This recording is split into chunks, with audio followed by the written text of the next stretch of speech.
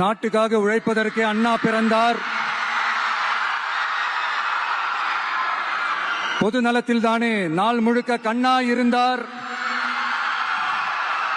அப்படின்ட்டு எம்ஜிஆர் அவர்கள் ஒரு பாட்டு ஒண்ணு பாடி இருக்கிறாங்க, கேட்டிருப்பீங்க. அப்படிப்பட்ட நம்ம காஞ்சி தலைவர் அறிஞர் அண்ணா அவர்கள் பிறந்த மாவட்டம் தான் இந்த காஞ்சிபுரம் மாவட்டம்.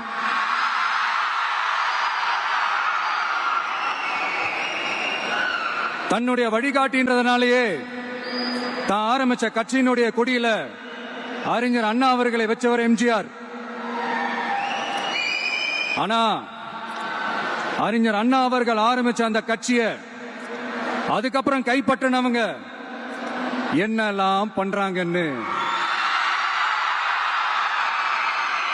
நான் சொல்லிதான் உங்களுக்கு தெரியணுமா என்ன? மக்களே, உங்களுக்கு தான் அது நல்லா தெரியுமே. தனிப்பட்ட முறையில் எங்களுக்கும் அவங்களுக்கும் எந்த பிரச்சனையும் கிடையாதுங்க. எந்த வாய்க்கா வரப்பு தகராறுலாம் எதுவுமே கிடையாதுங்க. அப்படியே இருந்தாலும் அது நம்ம கண்டுக்கவே போறது இல்லைங்க. தனிப்பட்ட முறையில் அவங்களுக்கு வேணா நம்ம மேல வன்மத்தோட இருக்கலாங்க.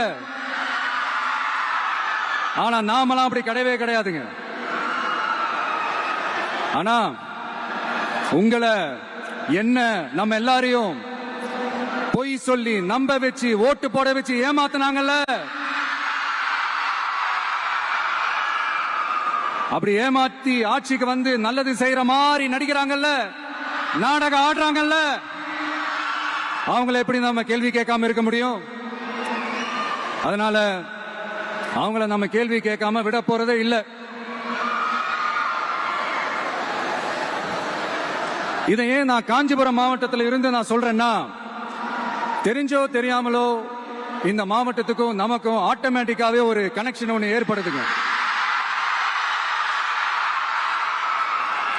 ஏன்னா நம்மளுடைய முதல் கள பயணத்தை தொடங்கினதே பரந்தூர்ல இருந்துதான்.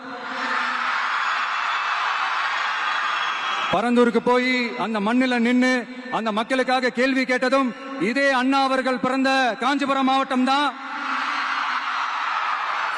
இன்னைக்கு ஒரு பெரிய மனவேதனைக்கு அப்புறம் இந்த மக்கள் சந்திப்பு நிகழ்ச்சிக்கு வந்திருக்கிறதும் அதே அண்ணா அவர்கள் பிறந்த காஞ்சிபுரம் மாவட்டம் தான். அதனால நமக்கு எல்லாமும் கொடுத்த நம்ம மக்களுக்காக எல்லா நல்லதையும் செய்யணும். அதுவும் சட்டப்பூர்வமாக செய்யணும், அங்கீகாரத்தோட செய்யணும், அதிகாரப்பூர்வமாக செய்யணும், ஒட்டுமொத்த தமிழ்நாட்டு மக்களுக்கும் செய்யணும், ஒரே மாதிரி செய்யணும், ஒரே எண்ணத்தோட செய்யணும்.